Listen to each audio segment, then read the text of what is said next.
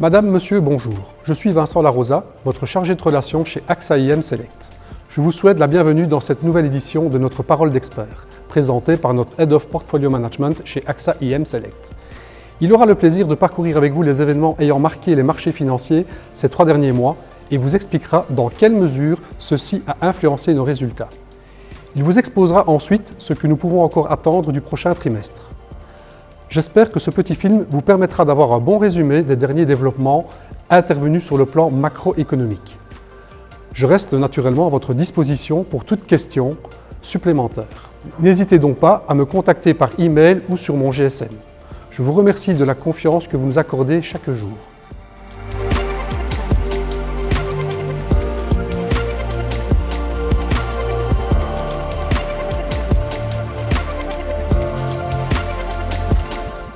Le 4e trimestre a bien commencé et les bénéfices du mois d'octobre ont conduit à des rendements positifs. Les 2 mois suivants ont causé peu de remous. Nous clôturons donc le trimestre et l'année avec des rendements positifs pour toutes les stratégies d'investissement. Celles avec le plus d'actions et donc le plus de fluctuations ont rapporté davantage.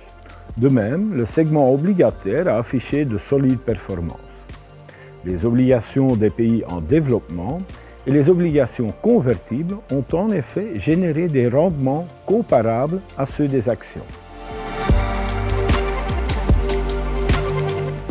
Le président Trump a semé l'incertitude début avril en déclenchant une guerre tarifaire. Cela a conduit à une forte chute des marchés boursiers, mais ceux-ci se sont rapidement redressés. Il a en plus réussi par la suite à rassurer les marchés, ce qui a soutenu les valorisations des actions et des obligations. Le dollar américain est toutefois resté faible pour le reste de l'année, ce qui a pesé sur les rendements de nos investissements exprimés en dollars. Dans un premier temps, nous sommes devenus plus défensifs par rapport aux actions en Afrique. Mais au cours de l'année, nous avons racheté des actions à plusieurs reprises. Aujourd'hui, nous avons donc une position positive vis-à-vis des actions. Il y a en effet de nombreux éléments qui semblent prometteurs. Différents pays vont de nouveau dépenser davantage l'année prochaine pour soutenir leur économie. Les banques centrales mettront aussi probablement leur grain de sel en continuant de baisser les taux d'intérêt dans plusieurs pays. Ces 2 éléments viennent généralement sauver l'économie lorsque celle-ci traverse une période très difficile. Mais aujourd'hui, la situation est plutôt encourageante.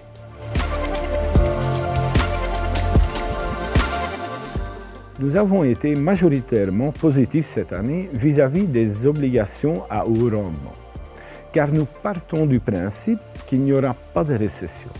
Entre-temps, nous avons légèrement réduit cette position, car là aussi les valorisations atteignent des sommets. Nous avons choisi d'allouer notre budget risque plutôt aux actions. Le seul piège que nous voyons aujourd'hui, ce sont les valorisations. Les actions sont en effet historiquement chères. Dans l'absolu, de fortes valorisations ne mènent pas nécessairement à des corrections sur le marché. Mais nous redoutons des événements qui pourraient surgir et déclencher une telle correction. Ces dernières années, les bénéfices ont été propulsés par quelques grandes entreprises technologiques. Nous nous attendons à ce que dans les mois à venir, les autres secteurs puissent également en profiter, entraînant ainsi une augmentation des bénéfices des entreprises. Nous entamons la nouvelle année avec un portefeuille bien diversifié en termes de régions et de secteurs. De plus, nous anticipons de fluctuations en raison des valorisations élevées, mais aussi un climat positif, grâce à une économie en croissance, combinée à une politique fiscale et monétaire accommodante.